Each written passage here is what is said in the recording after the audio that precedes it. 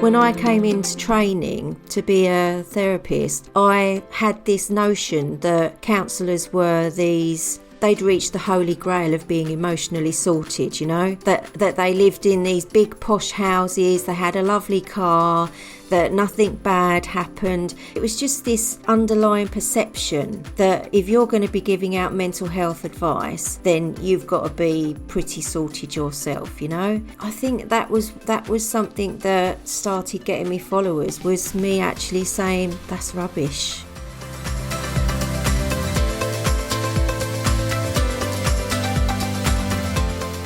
Today I'm welcoming Samantha Lee, who many of you will know from her wonderful Facebook business page, Samantha Lee Counselling, and also her very popular CPD training on working with the inner child. Sam and I met a number of years ago now when we both rented rooms on a sessional basis for our private practices in Southend-on-Sea. And Sam later attended a face-to-face CPD, which I'd called Good Enough Counsellors. And she then decided to work with me as one of my coachees. I've checked my records and it looks like that was 2018. And the rest, as they say, is history. So Actually, I'm really delighted to have Samantha here. She is such a wonderful, wonderful counsellor. I'm so proud of the work that she's done. She's really blown me away with what she's managed to get done. It's really proud of you, Sam. You're going to make me blush, Jo. Lucky no one can see me. So welcome, Sam. You're very welcome on the show. Thank you. It's nice to be here. I guess the first question I just wanted to ask you, if you can cast your mind back, is can you remember what you wanted to work on when we first started to work together? I didn't even know what I wanted to work on. I wanted someone to tell me what to do. That's what I really remember, because I remember feeling so out of my depth. Mm-hmm. And you know, there was all this information that was coming at me from all different angles, and I really didn't know what to do, which was frustrating because I have a professional background. I used to work in London for nearly 30 years as an event manager. I felt like I should know what I needed to do, and I kind of did, but I don't know, I think it just all this new stuff, this transition from being an employed person and someone paying me a job and telling me what to do, to going into a career where it was all unknown. Mm-hmm. It was a trigger for, you know, that insecure part of me to come out, and I just felt really stupid. There was such a big pressure to be this accredited counsellor, that if you didn't get towards accreditation, you were never going to get a job in counselling. And then the thought of, oh well, maybe I'll go into private practice seemed to be equally daunting. It was like, God, you know, which one do I go for? Mm-hmm. And I did like the idea of working for myself, and I think I just needed somebody to be accountable to. Yeah. I think that was the thing that I loved about working with you, was that I've got this creative brain that goes off on a tangent about so many different things, and I find it really hard to complete tasks. You know, I come up with lots of ideas, but it can take me ages to keep moving towards the end, you know? Yeah. But because I knew that if I had you working with me, I had to kind of report back to the boss, you know, each month. It was like, well, I've got to do it because I was seeing Jo, plus the fact I was paying for it. Yeah. And so I wanted to get value for money. Yeah. So that was it. I just felt like I needed someone to guide me. It's quite funny looking back on it, because actually you've done a most amazing growth since then, haven't you? So I think one of the first thing we worked on was your business page, wasn't it? So tell people about your business page and what you've done with it and how you've made it work. I started to do these posts that I thought were very professional and counsel-y. Oh my God, though, they were boring. Mm-hmm. And because I was doing what I thought I should do on the page, I didn't enjoy it. I found it really quite boring, and it was like a task. And then I don't know how long I did that for, possibly for the first year. but it just got more and more frustrating. And I don't even know what happened actually to make me start changing. But I'll tell you what one of the things that happened. Yeah. Oh, yeah, I remember. Then. Yeah. It was, we talked about this, didn't we? And one of the things that you said you did was that you wrote poetry. And you started to share your poems on your business page. Was that really? God, yeah, do you know that was what? a real big part of it. Yeah. I'd have completely forgotten that. And I think there is a real, but we can sort of think, we've got to do it a particular way. It's got to be what suits you. And one of the things you're really good at is when you write so brilliantly, it really connects with people, I think, and you share a lot of yourself, don't you? And that just connects with people, and you found what works for you, which I think is a really, really important sort of point to bring out of this conversation. But yeah, going back, you did start to share your poems, didn't you? I mean, tell people about your poems in case people don't know about them and what happened. So I went through quite a prolonged phase, actually, where I just suddenly started to feel like I had something to say, but I didn't know how to say it. And there was so much happening in my professional and my personal life, and I just started to, I'd always liked writing poetry and reading rhyming stories as a kid. I used to like Dr. Seuss and things like that, Green Eggs and Ham, showing my age there. Yeah. But I'd used to enjoy writing simple poems when I was at school. And I don't even know why I started doing it, but I just started to write my thoughts down about different things in rhyming stories, and some of them I'd show to family or friends, and they'd be like, "Oh my God, that's really good. How did you do that?" And I'd be like, "Well, just wrote it. It just came into my head and I wrote it." Yeah, so I must have started to put them online, and then I was really surprised by the reactions that I started to get. And in fact, I read people's comments about my poems sometimes, and it's almost like I'm looking over my shoulder going, God, are they talking about me? Because they'll say such lovely stuff about how it's... I mean, I had a message not that long ago, actually, where somebody said that one of my poems had changed their life. Yeah. And I won't go into the story, but the fact is that they said that it really changed their life. And I was like, oh, my God. Yeah. That's like... amazing. It's amazing, isn't it? Yeah. Amazing. And I don't know if you can remember what it was like when you first started sharing. Was it hard to begin to share them sort of like publicly, to put them on Facebook? Well, no, I didn't feel like it was a big thing, because I don't suppose I had that many followers then.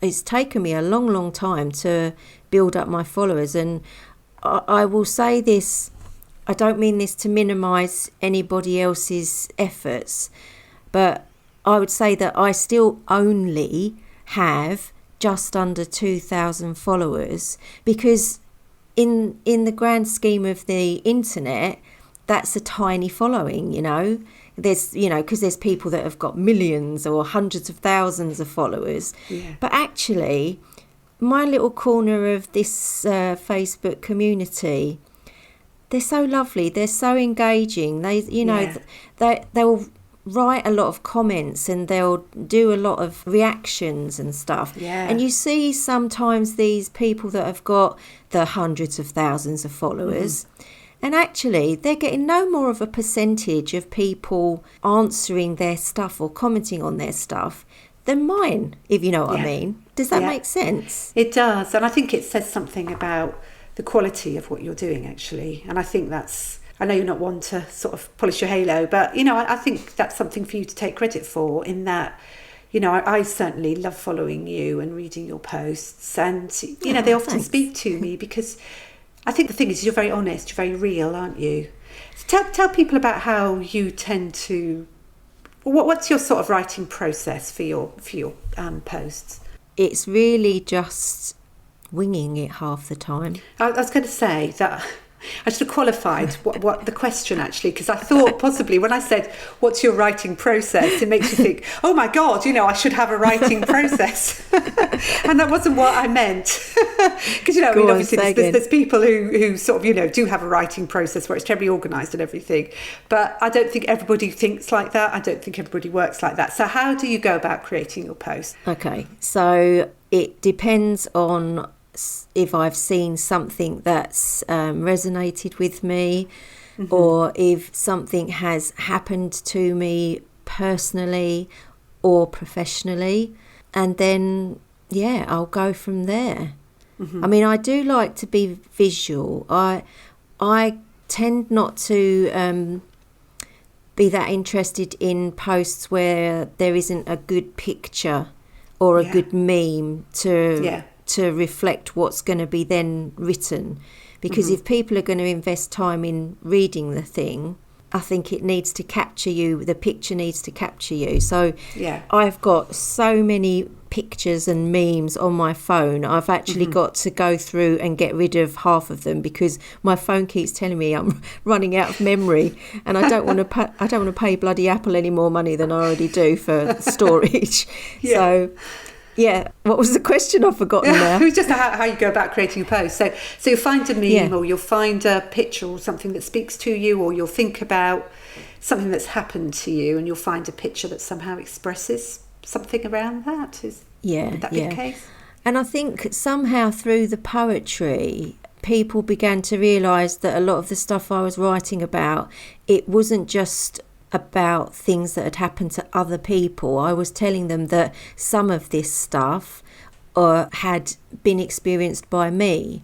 And I guess some of the comments must have been that, it's really nice to see that there's a counsellor that, isn't perfect, or something along those lines. And I was like, oh my God, this is something that is really ridiculous. When I came into training to be a therapist, I had this notion that counsellors were they'd reached the holy grail of being emotionally sorted, that they lived in these big posh houses, they had a lovely car, that nothing bad happened. I didn't have actively conscious thoughts about it, but it was just this underlying perception that if you're going to be giving out mental health advice, then you've got to be pretty sorted yourself, And I think that was something that started getting me followers, was me actually saying that's rubbish.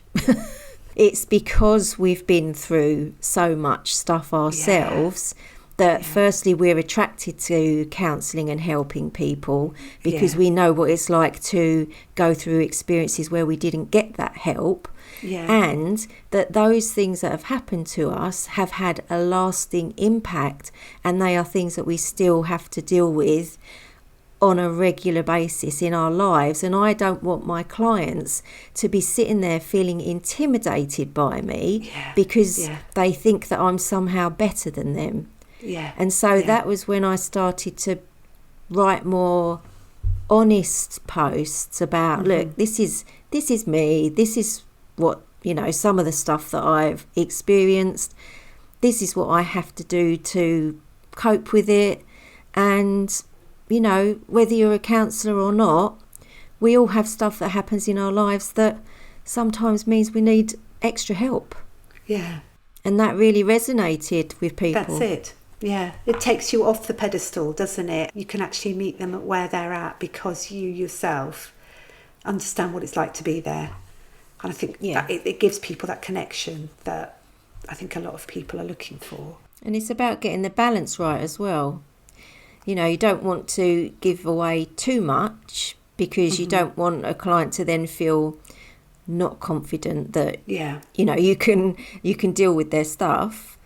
But to be open enough to say, I struggle with this stuff sometimes too. But I think the thing that you do is you sort of put it in the context and you explain, don't you? So especially I think with your inner child type things, you'll talk about your feelings and how sometimes I see where you've done a little picture of yourself with the big glasses on from when you were a little girl, and you had those really sort of thick sort of bottle top glasses, and you talk about what it was like to be that little girl and how rejected you'd feel as that little girl, but how now you look after that little girl. So there's always sort of like, it's always put in the context of it sort of includes psychoeducation really as well, doesn't it? It includes explaining to the client how you can work with those sorts of feelings and what you can do to make those sorts of feelings, to how to work with those feelings, how to make yourself feel better, how to look after yourself when you've got those sorts of feelings. Because I see it so much in everyday life with friends and family, and on the counsellor groups, people that aren't always aware that the things they're struggling with are because a past part of them has been triggered, and they're feeling these same reactions and thoughts and beliefs that they once had as a child in their adult life, and it's really getting in their way of being that capable adult that they can be a lot of the time in the present day. You know, and that's something that I've learned, you know, ever since I went into counselling, that, oh my God, I've got in my own way so many times, I still do now. You know, and it's so frustrating because we could be doing so much more and we could be enjoying life so much more if we didn't always have this scared, confused, out of their depth little child inside of us that's going, oh my God, you know, for this podcast, it would be, oh my God, I can't do a business page. Oh my God, I can't do a website, or I can't do social media. I mean, how many times do you hear that? Oh, I can't do social media. It's just, we've got that little child inside of all of us to an extent, some of us a lot more than others, and, you know, depending on our pasts, but that part can really get in the way when it comes to building a private practice. So I'd love to know a bit more, and I'm sure other people would like to know more about your sort of inner child work and what got you interested in inner child and how you've developed your inner child work as a therapist. Well, what got me into it was, I remember being in my training, I think it was probably from about level 3 onwards. There was just certain lessons that we had where it was actually not necessarily to do with the real deep inner child stuff, but just starting to talk about the parent adult child model in TA. And then kind of certain things started to come up for me about things that I'd experienced as a child. It just really resonated with me. I could really, that theory, TA, and then attachment theory, they really did seem to hit home for me. And then, you know, I started to become aware that there was this really, really vulnerable part of me that I hadn't really acknowledged, or acknowledged is the right word. I kind of felt that I had that part of me, but I'd not really paid it much attention. And the more that we did that kind of stuff in the studies and more reading and everything, the more I started to become interested in it. And then I found a supervisor when I'd qualified, who, Jeanette, she's passed away now, unfortunately, but I was with her for 7 years, and she taught me everything I knew up to that point about the inner child, because she introduced me to the 2 inner children that I have in me, because I have a younger little Sam who is aged anything from 4 years to, say, 10, 11. And then I've got this angry teen in me who really tries to stick up for me by shouting very loudly every time I go through things in life where I feel unheard or things are unjust, you know, unfair. And the placements that I started to get as a student, I was really lucky. Well, no, actually I wasn't lucky. I made them happen, but I feel lucky that I experienced them, is what I mean. I started working with some incredibly vulnerable people. I worked with Women's Aid, and I worked at Mind, who get a lot of people that have fallen through the gaps in the system that really shouldn't be seeing student counsellors on a placement. But, you know, there was very little that I felt that I could do for them. But I just kind of said, well, you know, in this 6 or 8 sessions that we've got, tell me what's happened to you, rather than, you know, don't tell me what's wrong with you, you know, your label, because they would say, oh, I'm bipolar or whatever. I'd say, what's happened to you? You know, tell me what's happened in your life. You'd start to see these little children that had just experienced so much and then wondered why they weren't able to be a fully functioning adult. And then I worked with addiction, and then I worked with homeless people for a short while. And you just see in every area of life where people have these struggles, I could just find each time, tell me about what's happened to you. And it all starts when you're a child, and actually probably starts before then, because it starts with your parents and how they were parented and how their parents were parented, and it goes on. That intergenerational. And it just seemed to be a natural thing that I started to work with that all the time. It just seemed to happen. And then what happened once you'd been working for a while with your inner child? So when I met you, that was kind of, I was working with lots of different clients, but I was still working from that perspective. And then obviously I'd started to get quite a lot of experience in that line of work. And then when I started to work with you, and was kind of not, you know, you asked me about my ideal client, I think it kind of grew from there. Yeah, because my ideal client was professional people that you would look at, and in a similar vein that I've just described how I used to look at counsellors, you know, the kind of people that you look at their life and you think, oh, they're so lucky, they've got a lovely house, they've got a lovely family, they go on all these amazing holidays and everything, and you just think that they've got their life sorted.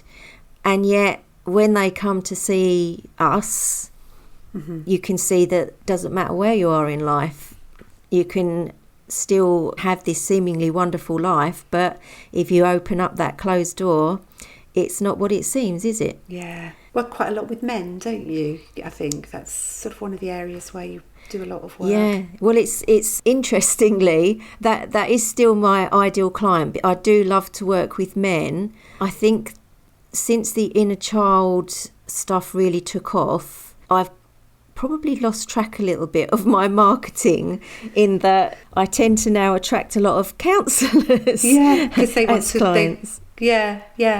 Because obviously, I just want to move on and say that you then started some training, didn't you, on the inner child? Well, I would never have done that without you, Jo. That was your idea. I'm going to give that one to you, because I would never have even had the confidence to suggest it. It was something that I'd often think about when I was in London, and I'd go on a training course and I'd think, what a great job, I'd love to do that. And then I don't even know if I maybe mentioned that to you, but you saying, why don't you do a training course on the inner child, that was just hilarious to me at first. I don't know if you remember that. I was like, don't be ridiculous. Yeah, there was a lot to work through, in a sense, wasn't there? Because again, it's that sort of, you know, I've got to be some sort of expert, I've got, you know, I'm not like an academic. Yeah, there was all that sort of stuff, wasn't there? But the result is that you've written something from your heart, really, haven't you? That it can, again, I just do it because you recommended that I try experiential training. Yeah. And that was a new thing for me. And it's really interesting. I feel like I've kind of come full circle now, because I've just been doing this very lofty academic course by, is it NIACB or something? Oh, yeah. I mean, or whatever they are. Yeah. Yeah, real big trauma names, Pat Ogden and people like that are there. And they are talking about the work that I do on a weekly basis, but they just use different big fancy words to explain what I do, and it was real validation watching this latest course, because I was like, oh my God, I already do that. My old supervisor Jeanette used to say to me, you don't need all of this training, Sam, you're good enough already. And in a way she was right, but also we do need to keep current, so we do need to keep doing some training with our CPD. But it was really validating to listen to all these amazing people that I hold in real high esteem, but what they were saying was nothing new to me. It was like, well, I kind of say that in my courses anyway, but I just say it in a different way that's more layman's terms, I suppose. Yeah. So I'll just, for any of our listeners, you can get a much better course at much less price if you get Sam's course. I have to say, I haven't actually completed Sam's course myself, but I did get a little sneaky peek when she first brought it out and she sent me over some of it, and I was absolutely blown away by it, because I think the thing that you do so well is you get people to really think about what is going on inside them and who their inner child is and how their inner child is responding. And so, I mean, I don't know what sort of feedback you get, but I would imagine that a lot of it is people are really, really touched.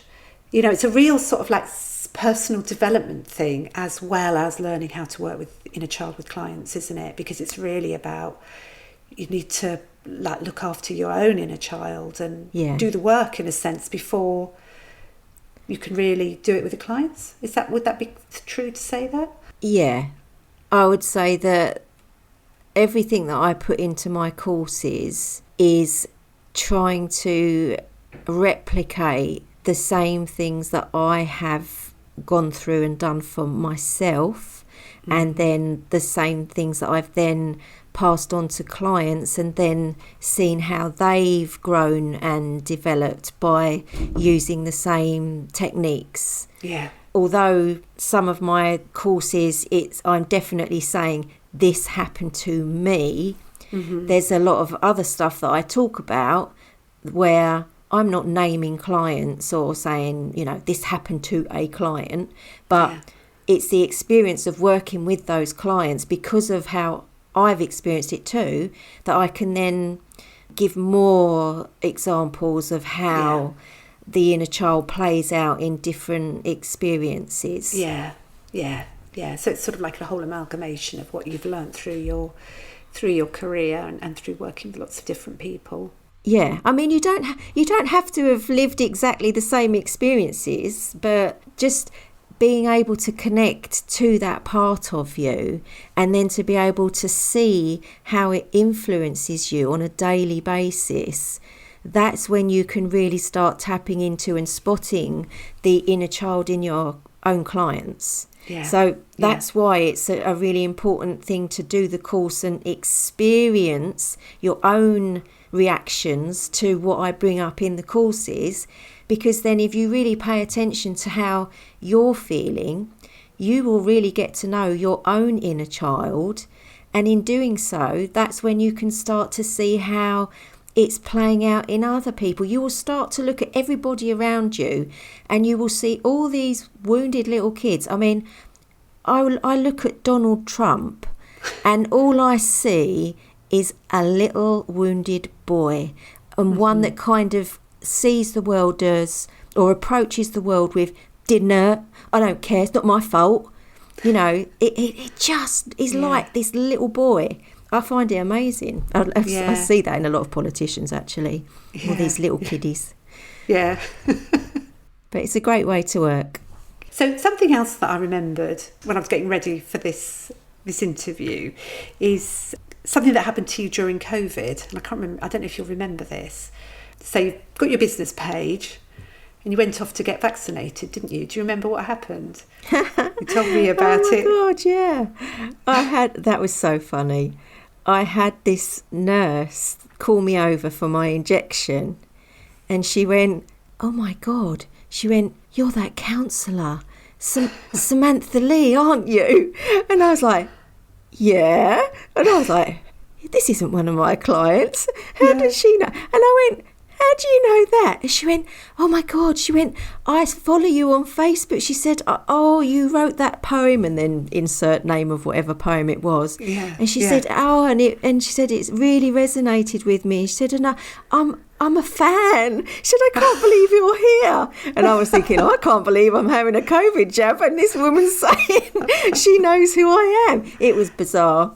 I mean, that's kind of the only time I've ever had an inkling what it's like to maybe be a celebrity, but it was funny. That does stick in my mind. So thanks for reminding me of that. It's a nice memory.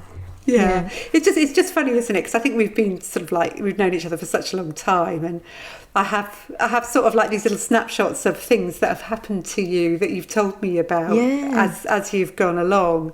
Do you want to tell people about your mic? Because we were talking about your mic just before we started recording. Oh, my little snowball microphone. I remember when I was about to do my first training course, and I wanted to get a decent microphone, but they were quite pricey for my limited earnings at the time anyway.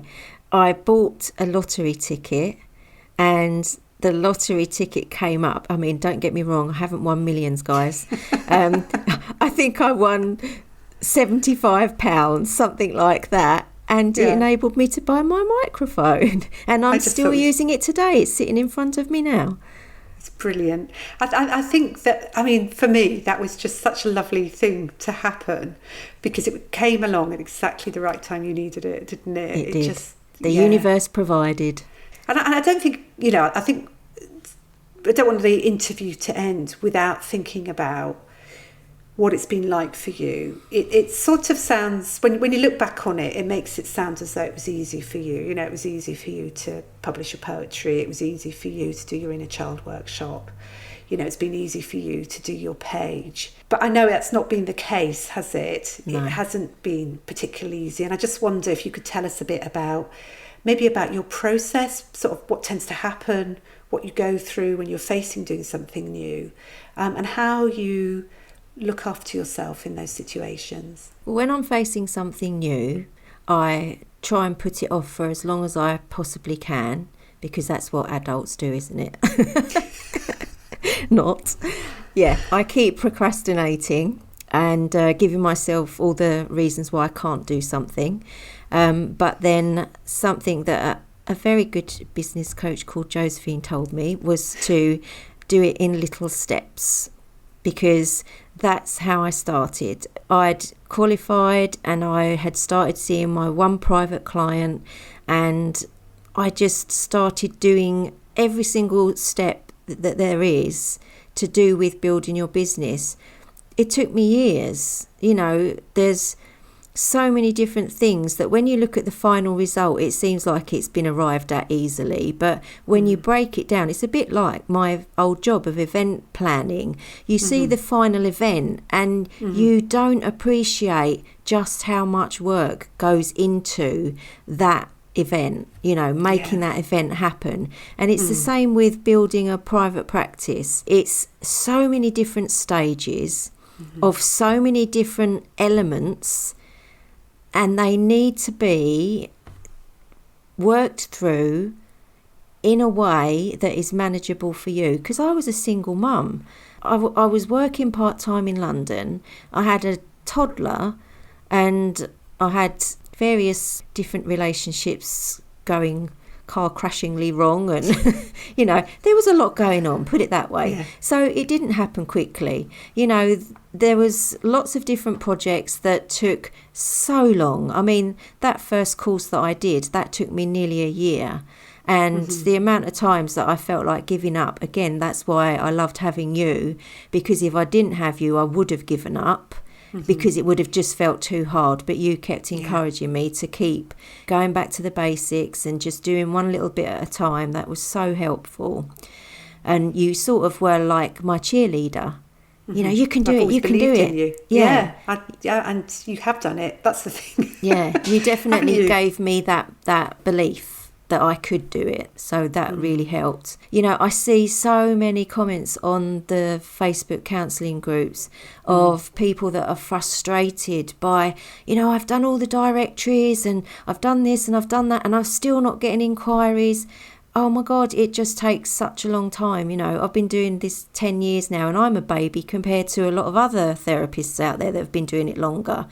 But each different stage, it takes time. And so I would always recommend now in hindsight that every single therapist is encouraged to keep their other job for as long as possible, because it will help you to, A, not get burnt out by trying to juggle everything all at once, because you know that you've got money coming in.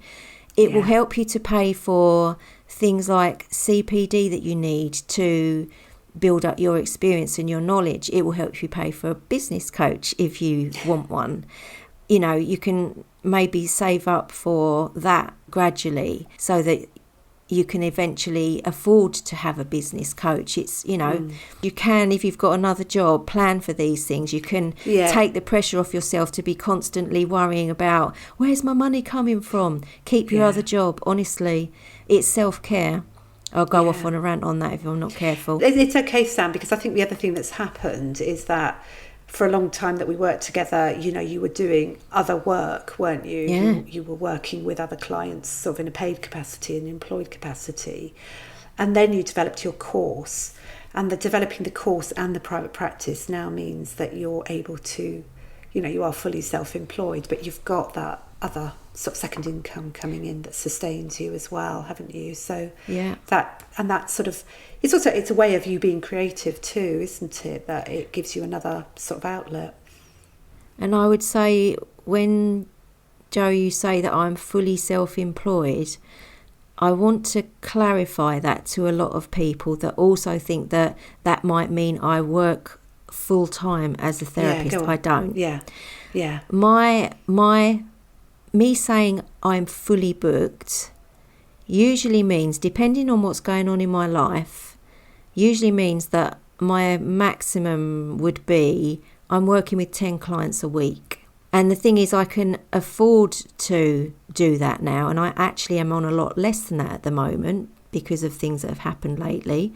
You know, that's the other pressure that a lot of therapists feel, is that they've got to be working with, you know, 20 clients a week, 25 clients a week.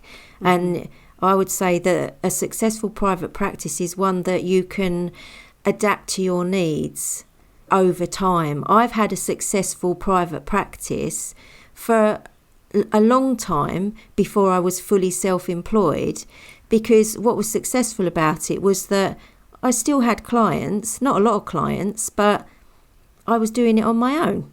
You know, but I wasn't doing it as my only job. But now, when I look back, it was a success. It suited my needs at the time. I couldn't be full-time because I had a toddler.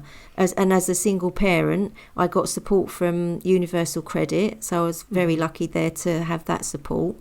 But yeah, you've got to adapt your private practice to what's going to work for you. So if you've got young kids and everybody needs to pay their bills. Yeah. So don't think that you're failing if you're not doing your private practice as a full-time thing and you've still got your other job. You're still a successful therapist, and you will grow in your experience and your reputation while you've still got another job. That's still going to be happening. It doesn't have to be that you're only successful if you do it full-time and you're working full-time. Don't get me wrong though.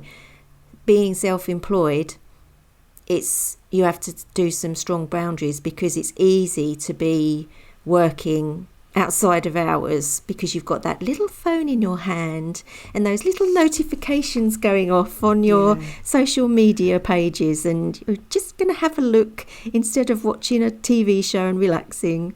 Yeah, absolutely.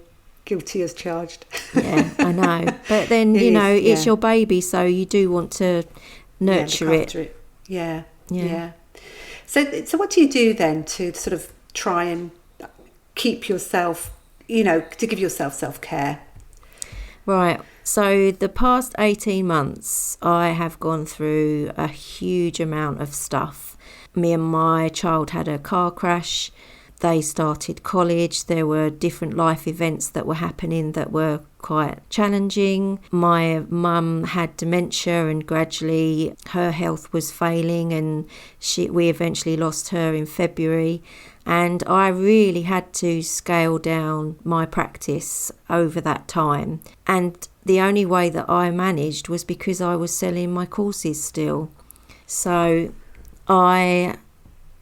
in order to manage all of those things, I did have to stop marketing so heavily on my page and change the way that I was talking about stuff so that people weren't constantly asking if I could see them. I mean, I really had to take that time to look out for me, to make sure that I was okay. I went back to therapy. I started doing transformational breathing, tried to exercise more. Didn't always happen, must admit. I just really tuned into me and what I needed so that I could then be okay for the other people in my life that needed help too. And it's because I'd over time built this business that wasn't just client work. I'd built these courses, and they give me, again, don't get me wrong, I am not a wealthy person. These are just, these courses provide me with an average income, and that's something that's kept me ticking over while I've not been able to work as much. And that's something that I'll always be grateful to you for, Jo, because if I hadn't have done that, I don't actually know what I'd have been doing. If I'd have relied solely on client work, I think this is something that we can also be in danger of doing as therapists. And again, it's the influence of the child in us that has this magical thinking that, we take on all of this client work, not really acknowledging what would happen if something were to happen to me or my family and I can't work, because you're your business. And so if something happens to you, where's your business? Where's your money coming in? If you haven't made adult arrangements to cover that in terms of, have I got a job that's going to pay me sick pay? And the other job, will that pay me sick pay to help pay the bills? Or have I got insurance to help if I can't work for a while? Or have I got another means of earning money in my practice? So that is self-care. Acknowledging your limitations and still being able to pay the bills when things are hard. Thank you. It's certainly probably give people a lot of food for thought, actually, especially, this sort of idea of, a successful private practice is a full-time thing and it's having lots of clients. And yet, what you're saying is you can be successful, but you can also be successful by making sure that you're looking after yourself and keeping an eye for other ways of looking after yourself. Definitely. Because that's the thing that we're trying to model to our clients all the time, isn't it? Put yourself first and build this relationship with you, because once you have this is the lovely thing about inner child work, is when you do eventually have this strong connection to those wounded parts of you that can still be triggered in the now, you're going to be your number one fan. When I was vulnerable, you were my number one fan that kept me going. But in life, you can't always have a coach that's going to do that for you. You can't always have other people around to do it for you. So if you learn to love yourself enough that you can be your number one fan, then for a lot of times in life when things are vulnerable and going tits up, so to speak, then, you'll be able to manage it a lot better because you'll care about what happens to you. this thought of, I can do all of these clients and I can do extra hours to do all the marketing and my admin and do my tax return and everything. Yeah, you can do it, but you'll probably end up being a frazzled wreck after a while. and I'll be the first to admit that I got very near to burnout before, probably about a year ago. Yeah. Because we love this job and it's hard to not do this job when you get a lot of pleasure out of it. But you still have to make sure that you're doing stuff that makes sure that you're okay. Yeah. And we can lose sight of that sometimes. Actually. I was going to say, you haven't mentioned you're walking. I'm walking. Yes. Well, that's something that I haven't had to pay for. I did a walking challenge back in 2017. I wanted to be fit when I got to be 50. And ever since then, I've continued it. But during the week, I try to go out, and even if it's just 20 minutes around the block, just to have a mindful 20 minutes where I'm not sitting there thinking about work or all the other stuff that life throws at you. I'm just looking at the clouds and the sunlight and the flowers growing out of cracks and that sort of stuff.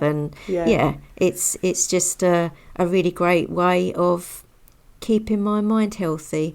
And even that was very difficult in the last 18 months. The inner child in me that was very much told what to do as a youngster rebelled against going out for exercise and wanted to just sit and watch the telly and eat chocolate.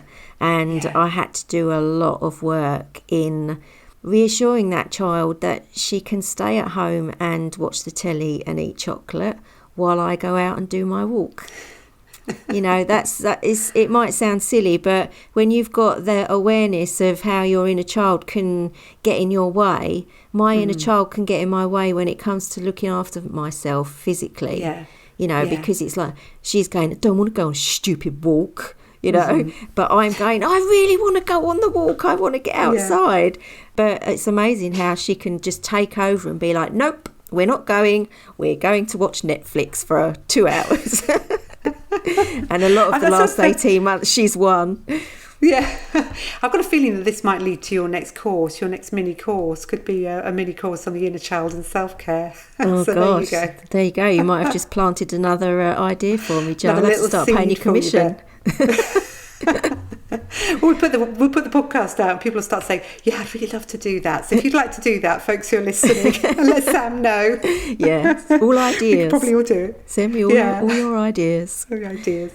Oh, Sam, it's been lovely to catch up with you and find out what's happening. And just there's so much there for people, I think, to think about. Some quite challenging stuff as well for people to think about too, about how to look after themselves and how to make sure that, this is I think we can be quite short-term sometimes about our private practices. Yeah, let's fill it up without sort of thinking, well, actually, how do I want to be in 10 years' time or 15 years' time or 20 years' time in terms of my private practice? And to hold on to it for the longer term, we do need to sort of think about how we're going to manage ourselves. And different people do it different ways, but, you found the way that works for you, which is fantastic. So... And if they find that they're thinking, oh, well, it's all right for you, and, getting some grouchy thoughts about me saying, this is what you need to do, then that's your inner child getting in your way again. Because they don't want to be told what to do, maybe.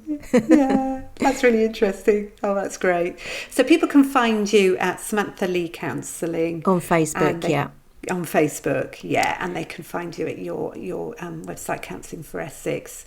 Your course is Me, Myself, I, and I will put the details in the show notes so that people can click through and find you. Lovely. So that they can follow you up. But I'm sure a lot of people will know you already. But well, I always love to get new followers. So come and see me in my little corner. I'd love to see you. Yeah, I can thoroughly recommend following Sam because I love following her. So, I often recommend you actually when people say, oh, I don't know how to do social media. Well, go and take a look at what Sam Lee's doing. So... Oh, thanks, Jo. Yeah, so thank you. Thanks for coming. You're welcome. Cheers. Thanks for listening. Do come and join my Facebook community, Good Enough Counsellors. And for more information about how I can help you develop your private practice, please visit my website, josephinehughes.com. If you found this episode helpful, I'd love it if you could share it with a fellow therapist or leave a review on your podcast app. And in closing, I'd love to remind you that every single step you make gets you closer to your dream. I really believe you can do it.